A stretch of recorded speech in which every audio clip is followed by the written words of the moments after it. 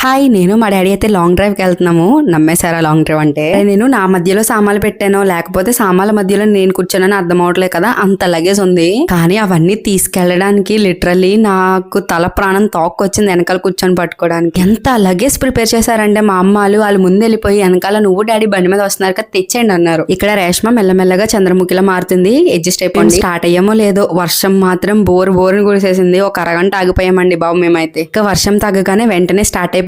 అసలు ఎంత బాగుందో తెలుసా ఆ క్లైమేట్ కి అలా బండి మీద వెళ్తుంటే మాత్రం. ఇంకా నేను మా డాడీ బోల్డెడన్ని ముచ్చట్లు చెప్పుకుంటూ వెళ్ళిపోయాము. చిన్నప్పుడు ఈ ఆంజనేయ స్వామి బొమ్మను చూస్తే ఎంత ఎక్సైట్మెంట్ ఉండేదంటే మా ఇంటికి దగ్గరికి వెళ్ళిపోతున్నాము, ఇంకో 10 నిమిషాలు ఇంటికి వెళ్ళిపోతాం అన్నట్టు ఉండేది. ఇప్పుడు కూడా ఎక్సైట్మెంట్ ఏం తగ్గలేదు. అండ్ ఆబ్వియస్ గా జర్నీ అంటే ఫుడ్ లేకపోతే ఎలాగా. నాకు యూజువల్గా అయితే ఉడకబెట్టిన మొక్కజొన్న ఇష్టం, కాకపోతే ఇక్కడ వేడివేడిగా ఉందని చెప్పేసి తీసుకున్నాము.